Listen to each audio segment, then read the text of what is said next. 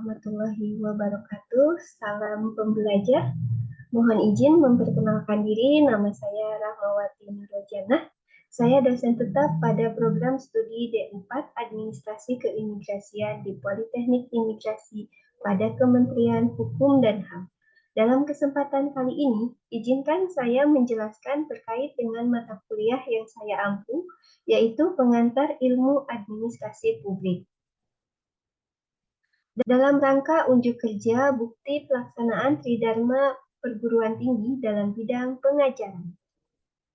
Pada kesempatan kali ini, saya membagi penjelasan saya ke dalam 5 bagian. Yang pertama adalah saya akan menjelaskan tentang deskripsi mata kuliah Pengantar Ilmu Administrasi Publik. Yang kedua, saya akan menjelaskan mengenai proses delivery atau apa yang saya sampaikan di perkuliahan, meliputi CPMK dan sub-CPMK, serta materi pembelajaran. Dan yang ketiga, saya akan menyampaikan dan menjelaskan terkait interaction atau bagaimana saya berinteraksi dengan taruna selaku peserta didik dengan metode penyampaian materi perkuliahan.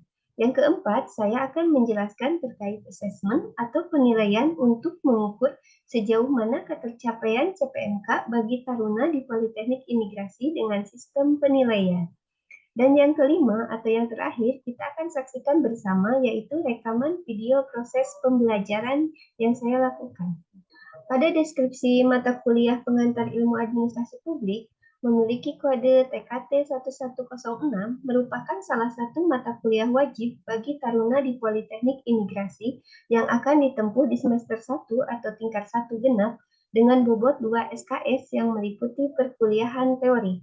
Mata kuliah ini membekali peserta didik memiliki pengetahuan serta kemampuan memahami dan menerapkan ilmu administrasi publik, khususnya di bidang keimigrasian. Pembelajaran dilaksanakan dengan pendekatan student-centered learning, peserta dididik, didorong, dan difasilitasi untuk aktif mencari dan menemukan pengetahuan serta memperoleh keterampilan dan sikap.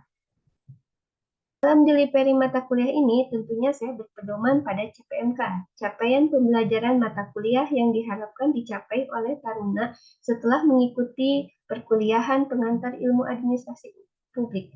Secara umum, saya membagi menjadi 5 CPMK. Yang pertama, taruna bisa memahami administrasi sebagai cabang ilmu sosial. Yang kedua, taruna mampu memahami konsep administrasi. Kemudian yang ketiga, taruna mengetahui sejarah perkembangan administrasi sebagai seni dan ilmu. Yang keempat, taruna memahami hakikat administrasi publik. Dan yang terakhir, kelima, taruna memahami paradigma administrasi publik.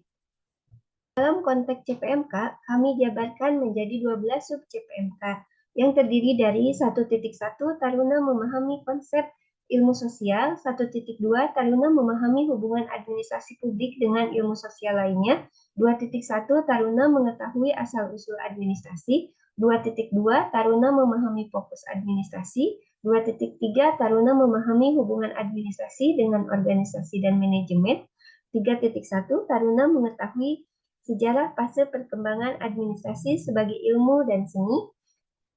Lalu di 3.2 taruna memahami pengaruh manajemen klasik ke dalam administrasi publik.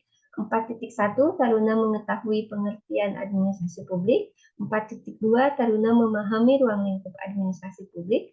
5.2-nya taruna memahami pengertian paradigma. 5.2 taruna memahami paradigma administrasi publik klasik. Lalu di 5.3 taruna memahami paradigma administrasi modern. Adapun materi yang akan disampaikan, saya bagi menjadi 10 materi. Yang pertama, taruna memahami konsep administrasi sebagai cabang ilmu sosial. Yang kedua, taruna mampu menjelaskan hubungan administrasi publik dengan ilmu sosial lainnya. Yang ketiga, taruna mampu memahami konsep dasar administrasi. Yang keempat, taruna mampu memahami fokus administrasi. Yang kelima, taruna mampu memahami hubungan administrasi dengan organisasi dan manajemen. Lalu yang keenam, taruna mempelajari sejarah fase perkembangan pemikiran administrasi sebagai ilmu dan seni. Yang ketujuh, taruna mampu memahami pengaruh manajemen klasik ke dalam administrasi publik. Yang kedelapan, taruna mampu memahami konsep hakikat administrasi publik.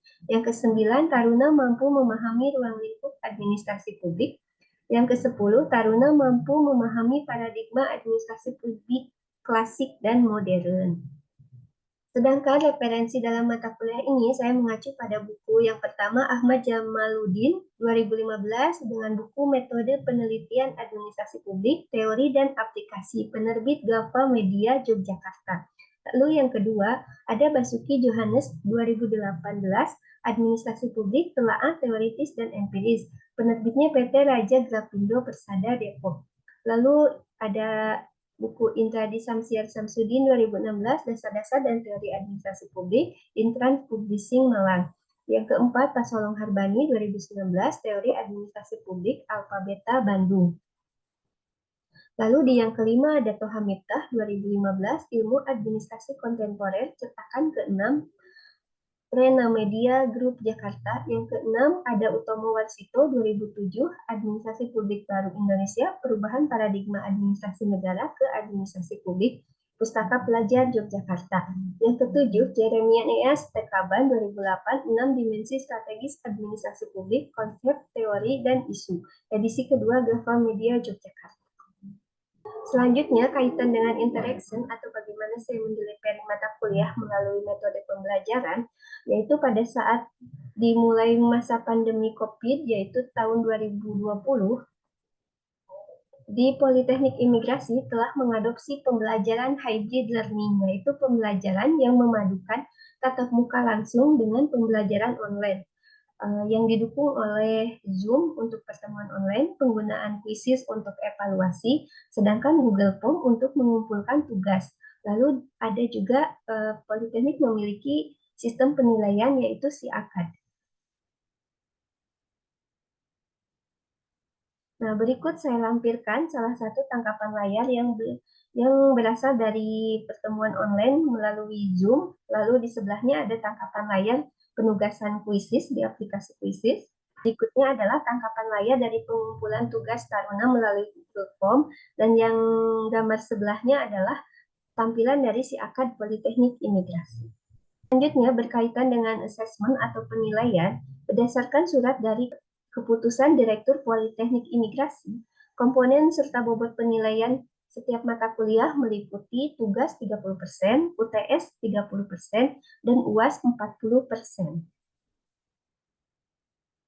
Yang selanjutnya dijabarkan untuk mata kuliah pengantar ilmu administrasi publik, saya membaginya menjadi 4 komponen yang meliputi untuk 2 buah tugas. Yang pertama itu tugas kelompok, yaitu tugas makalah dan presentasi kelompok yang akan ditampilkan pada pertemuan 14 dan 15. CPMK-nya terdiri dari CPMK 1 sampai 5. Yang kedua adalah tugas mandiri yang akan dilaksanakan di pertemuan ke-7 dan ke-13.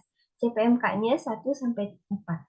Lalu UTS dan UAS saya menggunakan sistem esai tulis tangan yang nantinya akan dikirimkan melalui Google Form. Untuk ketercapaian CPMK di UTS CPMK 1 sampai 3, sedangkan di UAS CPMK 1 sampai 5.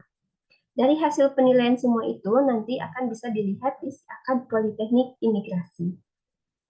Sebagai pendukung juga saya telah menyusun rubrik pengantar ilmu administrasi publik untuk penilaian yang memiliki 3 komponen.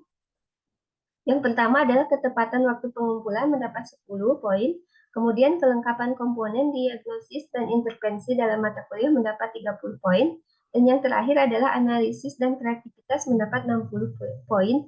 Dengan demikian menjadi total 100 poin.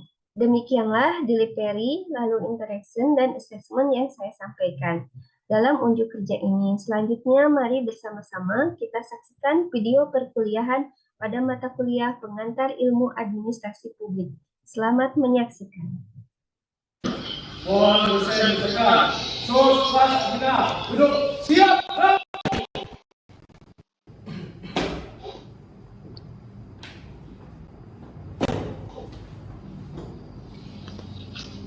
Lapor, taruna pertama, Politeknik Imigrasi, kelas administrasi kebiasaan A, jumlah 39, hadir 38. kurang satu, kurang satu lagi. Siap, ikuti kembali pagi. Lanjutkan. Lanjutkan.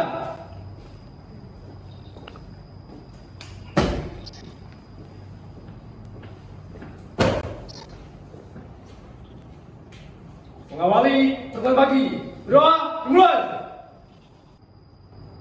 Selesai. Istirahat di tempat. Gerak.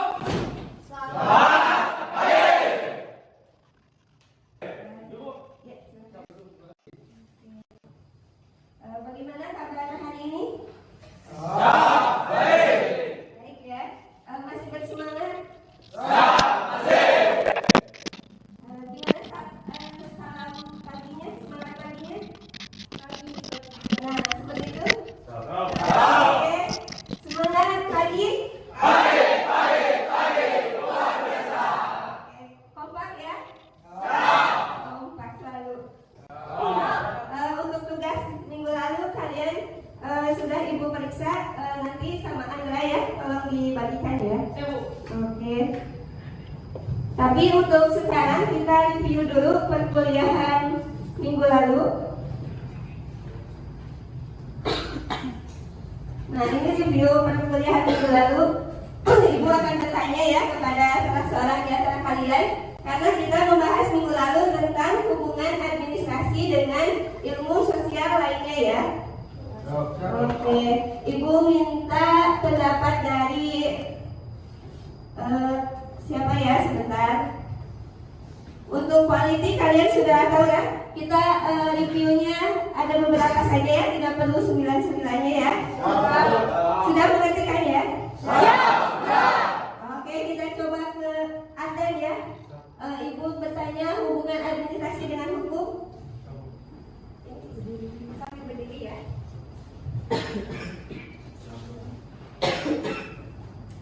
Mohon dosen menyesuaikan. Izin memperkenalkan diri, Taruna Pertama Politeknik Imigrasi Angkatan 25. Nama Akbar Madani, NRT 2022.2653.1.02, Prodi Administrasi Keimigrasian. Izin menjawab, Bu. Hubungan antara ilmu administrasi publik dengan hukum adalah ketika sebuah perumusan hukum yang dilakukan oleh lembaga pemerintah maupun instansi pemerintahan, fungsi dari administrasi publik itu sendiri adalah sebagai support system, di mana administrasi publik tersebut sebagai penunjang ketika perumusan hukum tersebut ketika sebelum dibuat dan juga sesudahnya, bagaimana hukum tersebut disosialisasikan dan diimplementasikan di masyarakat, sehingga fungsinya bukan sebagai pokok utama dalam sistem hukum tersebut, melainkan sebagai support system dalam pembentukannya dan pengimplementasinya di masyarakat. Terima kasih, Bu. Ya, silakan. Terima kasih Aden. Ya, tadi kita bahas ya, yang Aden bilang ilmu administrasi itu merupakan support sistemnya ya. Dan di dalam hukum pun ada hukum administrasi negara ya. Jadi memang sangat berhubungan erat ya. Kita lanjut ke Raja ya, hubungan administrasi dengan antropologi ya. Silakan Raja. Ya.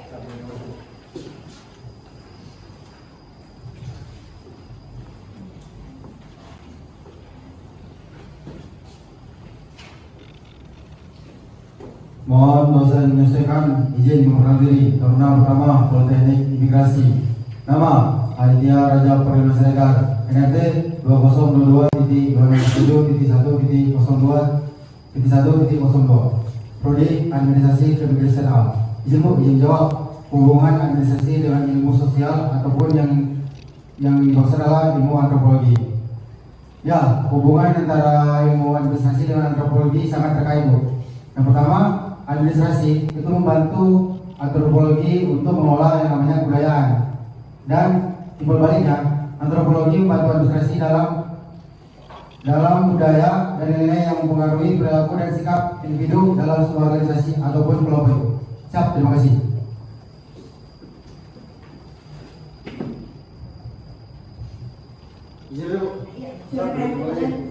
Ya, itu tadi ya yang Raja bilang ya. Jadi antropologi itu tentang kebudayaan, dan administrasi itu berperan dalam mengatur kebudayaan itu ya. Jadi bagaimana mengatur orang-orangnya ya. Oke, kita lanjut ke satu lagi ya, geografi. Ibu beri kesempatan ke Daniel ya, Daniel silakan.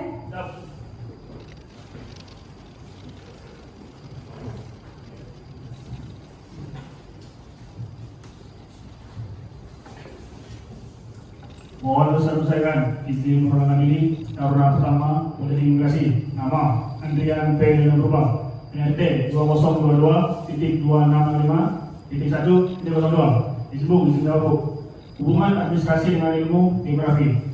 Kita tahu ilmu geografi adalah ilmu yang mempelajari tentang tata, tempat, dan ruang dan waktu. Hubungannya sangat erat dengan ilmu administrasi karena ilmu administrasi menentukan sentralitas dan desentralitas suatu wilayah. Contohnya seperti kalau negara berbentuk kepulauan, maka ditentukan oleh administrasi dengan menerapkan ilmu desentralitas, begitupun dengan ilmu sentralitas. Terima kasih.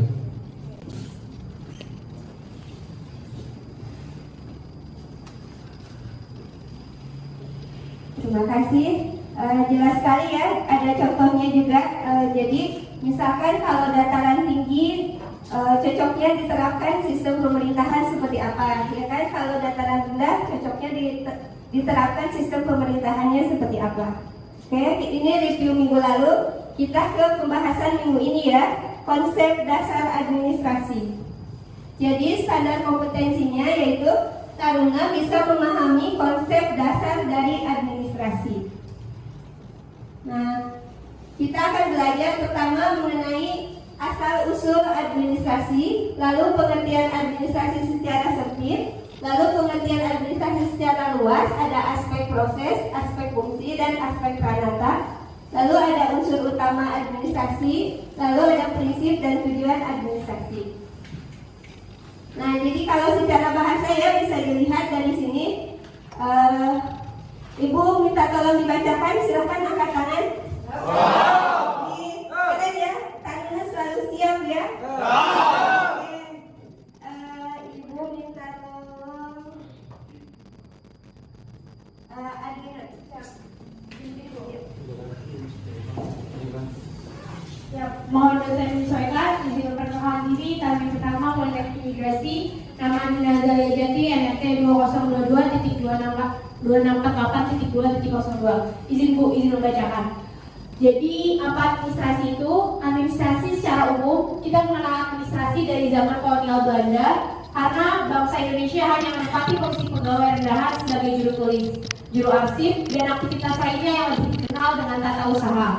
Administrasi diartikan sebagai kegiatan atau kerjasama dalam rangka mencapai tujuan yang sudah ditentukan atau diarahkan. Siap, terima kasih Bu. Nah, kalau secara sempit ada 3. Jadi yang pertama ada korespondensi, ada ekspedisi, dan ada pengarsipan. Kita sekilas saja ya. Kalau korespondensi itu hanya tata tulis, catat mencatat, surat menyurat. Sedangkan ekspedisi itu adalah, kalian tahu ekspedisi? Tahu ya? Bicara ya, kelas ini pintar-pintar. Oke. Ekspedisi itu adalah pengiriman ya, tetapi kalau dalam administrasi bukan berarti pengiriman barang, tetapi di sini adalah mengelola informasi yang dikirim ataupun yang diterima. Pengarsipan yaitu proses kegiatan pengaturan supaya lebih sistematis dan dapat mudah ditemukan secara cepat jika diperlukan. Jadi diarsipkan itu disimpannya itu dipermudah supaya nanti pas kita perlu lebih cepat mencarinya ya. Nah, ini dalam arti sempit. Nah, ini ada bagian ya, ada penerimaan, pencatatan, pengklasifikasian, pengelolaan. Lalu ada data dan informasinya itu disimpan, lalu diketikkan, digandakan, dan dikirimkan. Nah, ini alur ketata usahaan. Disimpan. Oke Ibu, mau feedbacknya dong, coba ya. Ibu tanya anak gimana?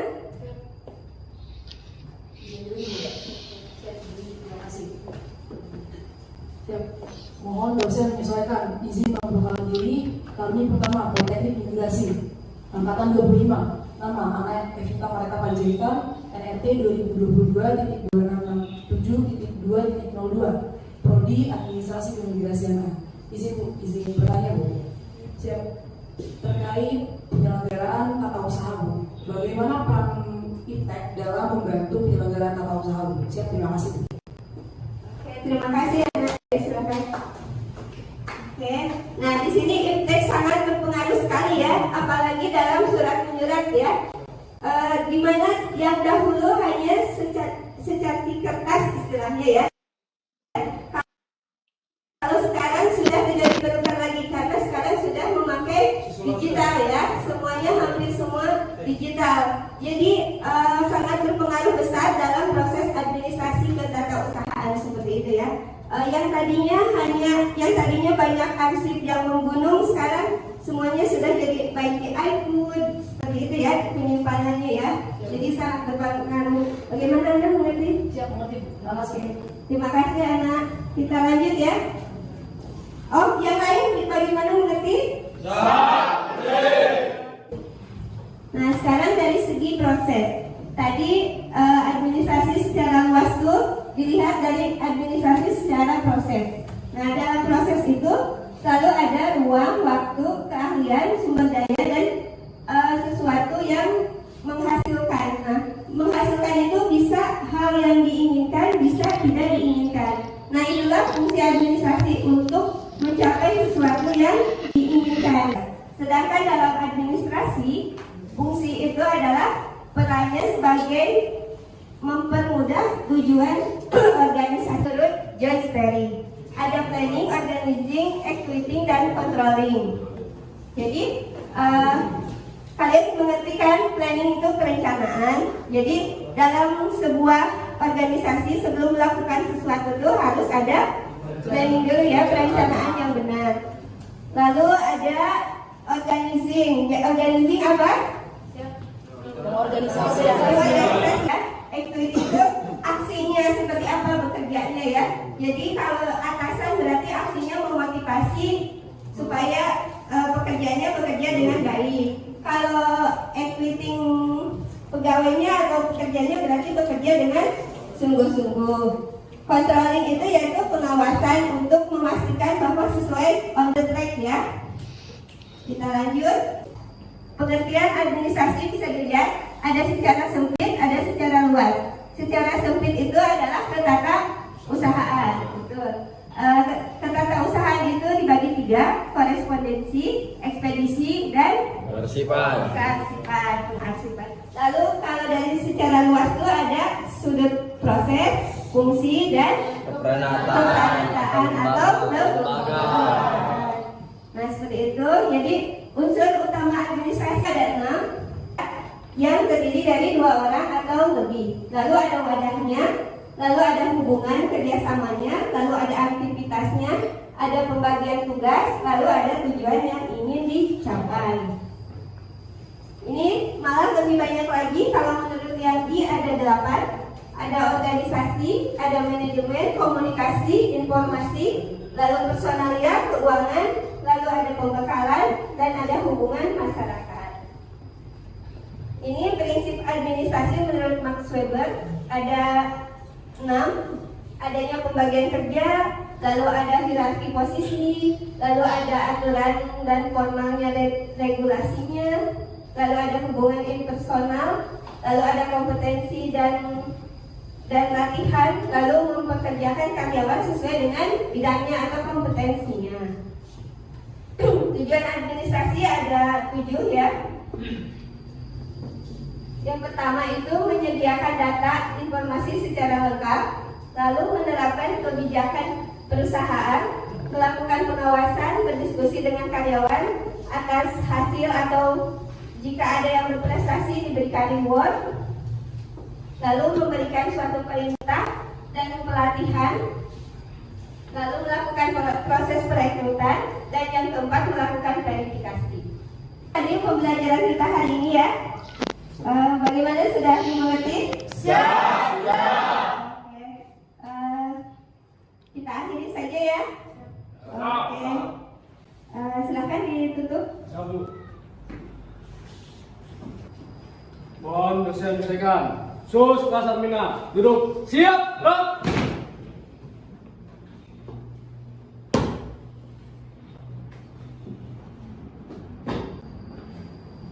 Lakukan lagi, telah dilaksanakan. Laporan selesai. Istirahat. Silakan.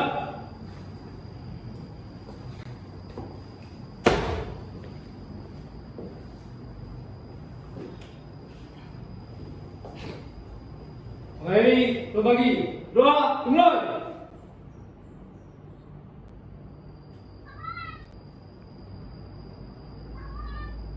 Selesai. Istirahat di tempat. Gerak.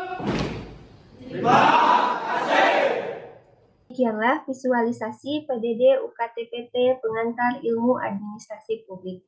Terima kasih telah menyaksikan. Wassalamualaikum warahmatullahi wabarakatuh. Salam pembelajar.